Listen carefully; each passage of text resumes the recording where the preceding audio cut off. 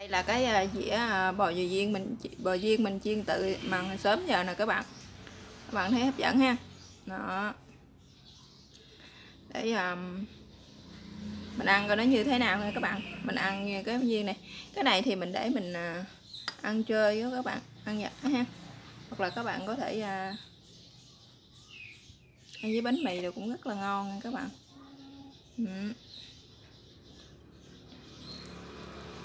Ăn cái đó thì các bạn có thể chấm với lại tương ớt ha. Đó, mình có một cái chén tương ớt đó các bạn. Đây, các bạn thấy mình chiên ha, mình xé nó ra nè. Đó, bên trong nó cũng là chín hết rồi nè các bạn.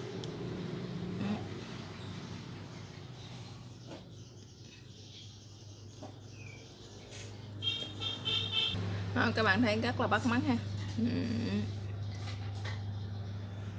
Và các bạn muốn biết mình làm như thế nào thì mời tất cả các bạn sẽ vô bếp làm cùng mình nha. Đó, mời các bạn. Hôm nay mình sẽ giới thiệu chia sẻ với các bạn cái món là bò nhồi viên chay nha các bạn. Trước tiên thì nguyên liệu của chúng ta sẽ cần có là đây là 200g khoai lang nha các bạn, củ khoai lang ha. Đây là 200g khoai tây. Tiếp theo thì giờ mình sẽ có đây là bí đỏ nè, mình sẽ sử dụng 100g nha các bạn. Thì cái phần những cái nguyên liệu này thì mình cũng đã rửa sạch hết rồi nè. Thì với lại ở đây là 150g nấm bào ngư nha các bạn. Thì các bạn không sử dụng nấm bào ngư thì các bạn có thể sử dụng nấm hương á, nấm đông cô cũng được ha. Và tiếp theo đó thì mình sẽ có đây là một cái bánh măng thầu nữa các bạn. Thì các bạn không sử dụng cái bánh này thì các bạn có thể sử dụng bánh mì ha. Thì gia vị thì chúng ta sẽ có đây là 1 muỗng cà phê đường nè, 1/3 muỗng cà phê muối, 1 muỗng cà phê tiêu và 1 muỗng cà phê nước tương nha. Một ít hành bơ rô mình đã băm nhuyễn rồi nè các bạn. Ở đây là một chén nhỏ thôi nha. Đây là bột mì nha các bạn. Còn ở đây mình sẽ sử dụng cái chén này nó hơi lớn hơn cái chén hồi nãy xíu, thì mình sẽ sử dụng là bột năng nha. Tiếp theo đó thì mình sẽ có đây là một ít ngò. Lát nữa mình trộn vô đó cho nó thơm nha các bạn. Rồi bây giờ mình sẽ mời tất cả các bạn sẽ vô bếp làm cùng mình nha. Rồi trước tiên thì mình sẽ có một cái nồi ha, để mình bắt lên mình hấp cái phần bí này các bạn ha. Mình hấp cái phần bí này trước ha. Mình đã cái nồi nước của mình nó đã nóng rồi đó các bạn. Giờ mình sẽ đi hấp nó trước.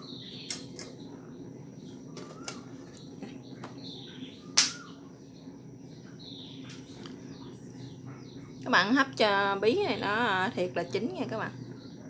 Thời gian mình sẽ đợi bí của mình chín ha. Giờ mình sẽ bào sợi cái này ra nha các bạn.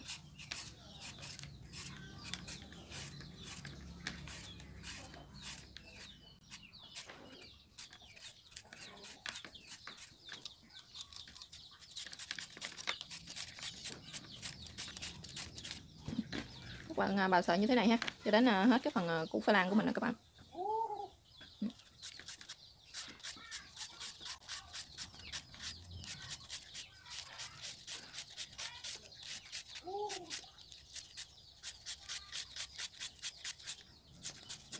Cái phần củ khoai này của mình thì nó hơi lớn ha, cho nên một lát nữa chắc mình phải mặn chừng phân nửa thôi các bạn, để mình bào hết nó nhiều lắm.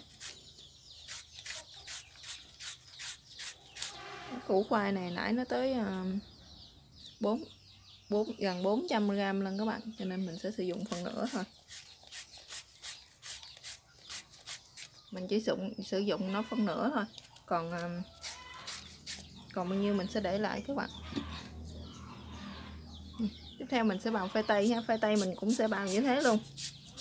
Các bạn để khoai tây với khoai lang chung vẫn được ha. Lát nữa mình cũng trộn rồi các bạn.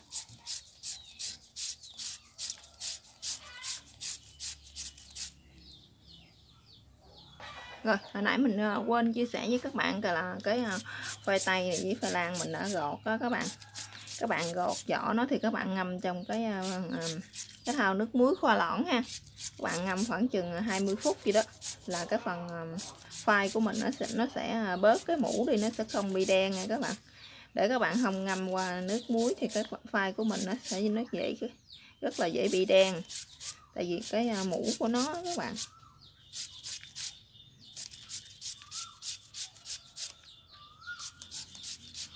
Núm thì các bạn cũng làm như thế luôn ha, các bạn cắt chân ha. Thì các bạn nếu mà các bạn xài nấm đông cô á thì các bạn sẽ ngâm cho nó mềm ha. Các bạn luộc cho nó chín thiệt là mềm.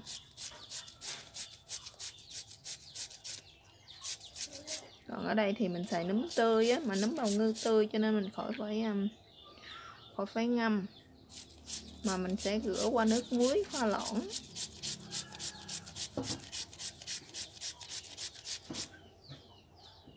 Rồi, bây giờ khoai lang với khoai tây mình đã bào xong rồi nè các bạn. Bây giờ bắt đầu mình sẽ đi xắt cái phần núm ra ha. Cái phần núm này thì mình sẽ xắt nhuyễn nó ra nha các bạn.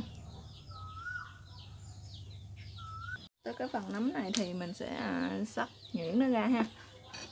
Các bạn xắt hạt lựu nó ra nha các bạn.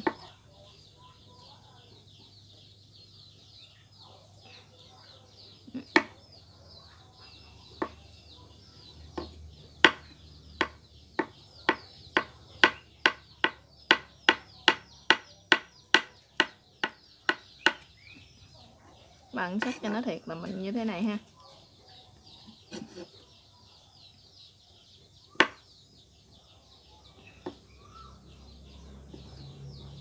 Các bạn xắt như thế này thì cho đến khi mà nó hết cái phần nấm của mình nha các bạn.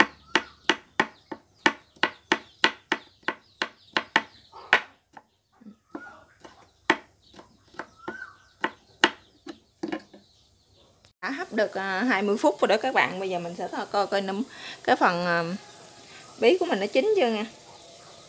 Rồi bây giờ bí của mình nó đã chín rồi đó các bạn. Bây giờ mình sẽ tắt bếp ha. Rồi các bạn tắt bếp để cho bí mình nó hơi nguội xíu ha. Thì mình sẽ tán nhuyễn nó ra nha các bạn. Rồi bí thì mình đã nấu cho nó chín, hấp cho chín rồi ha. Thì ba cái nấm nè các bạn, mình cũng đã xắt nhuyễn xong ha. Các bạn xắt nấm xong như thế này á thì các bạn vắt cho nó bớt nước nha. Tại vì cái phần nấm này hồi nãy nó còn tươi á, nước nó rất là nhiều, mình sợ mình ấy là một lát nữa mình sẽ gò viên của mình á, nó sẽ không được đẹp nha các bạn nha, nó sẽ không có được bám vào nhau á. Bây giờ mình sẽ dắt nước xong rồi đó các bạn, mình dắt cho nó khô, cho nó tơi như thế này rồi nè. Chén bí mình đã lấy ra nè các bạn, bạn thấy nó còn nghi ngút khói đó ha, thì mình sẽ tán nó ra ha. Thì các bạn cứ tán nhuyễn nó ra.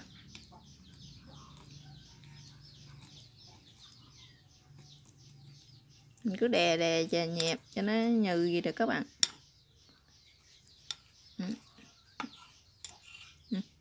Các bạn cho đè cho nó nhừ như thế này là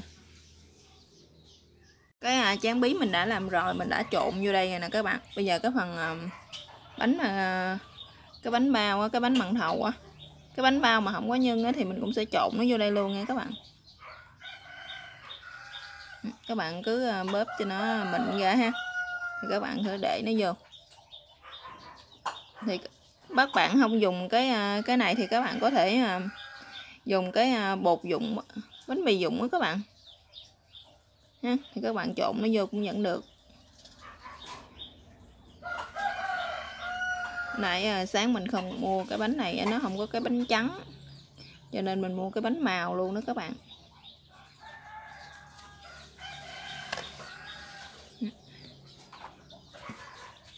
Rồi bây giờ mình sẽ tiếp theo mình sẽ cho vào đây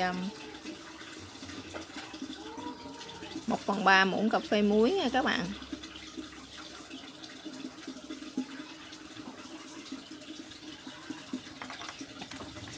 Một muỗng cà phê tiêu ha.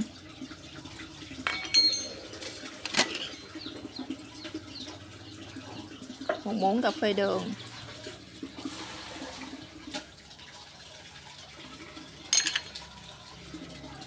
Và một muỗng cà phê nước tương nha các bạn. Đây là hành bô rô mình đã băm nhuyễn rồi, mình cũng sẽ cho nó vào đây luôn.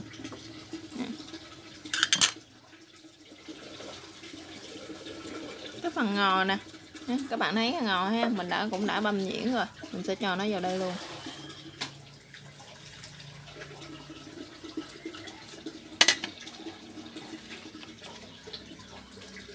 Rồi cái phần bột năng ha, các bạn sẽ cho vào đây 2 muỗng ha, 2 muỗng canh mình đã nghe các bạn.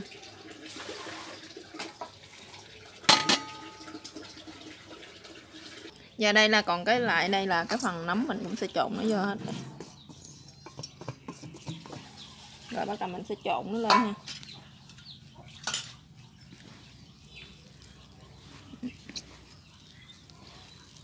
Các bạn sẽ trộn lên cho nó thành một cái hỗn hợp nha các bạn. Nó kẹo lại đặt cho nó sánh lại đặng mình có thể mình dò viên được ha.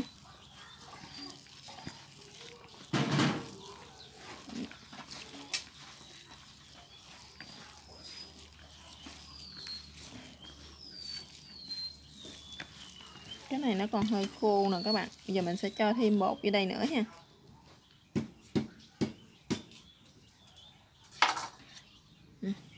Còn 2 muỗng cà phê bột năng mình sẽ cho nó vô đây luôn.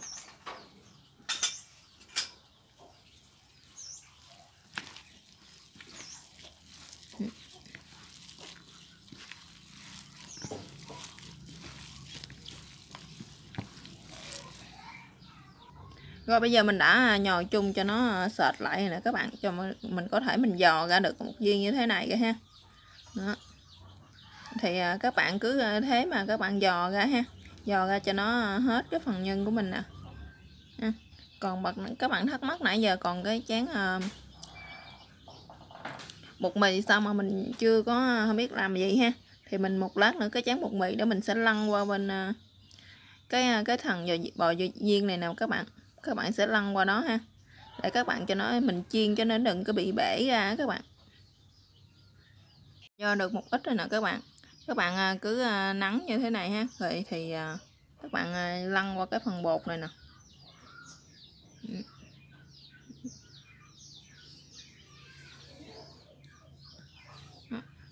Thì các bạn cứ lăn qua cái phần bột như thế này ha, để cho cái viên bò viên của mình nó sẽ không có bị dở ra nha các bạn. Đó, mình sẽ lăn qua phần bột như thế này rồi bắt đầu mình chiên ha. Đó các bạn. Cái phần cái chén bột mì hồi nãy á. Đó. Các bạn làm như thế này ha, cho đến khi mình chiên hết cái phần cái thao nhân của mình hồi nãy á các bạn.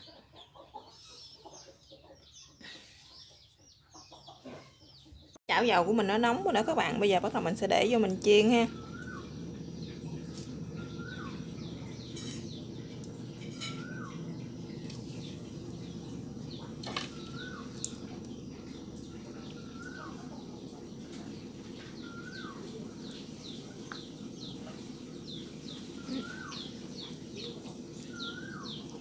Bạn thấy không, mình chiên nó giờ nó trắng trắng, nó giống như cái viên chả bò thật rồi đó các bạn.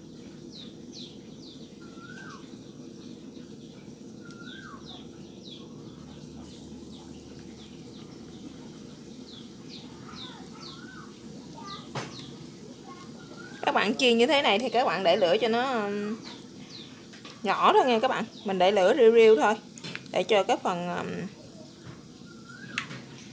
phần nhân ở trong á, cái viên ở trong á cho nó chín đều ha. Để các bạn ăn lửa lớn quá thì cái phần ở trong nó sẽ không có được chín đều nha.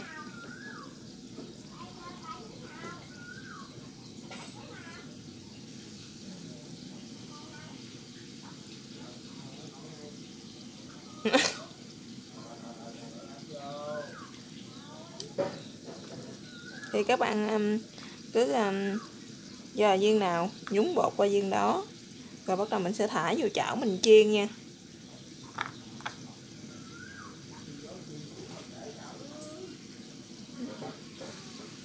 Này các bạn, mình đã chiên như thế vàng như thế này là được nè các bạn. Đó, các bạn cứ như thế này thì các bạn cứ gấp nó ra. Các bạn thấy hôm nãy giờ mình đã làm xong cái dĩa bà viên rồi nè. Đó, mình đã mới chiên xong.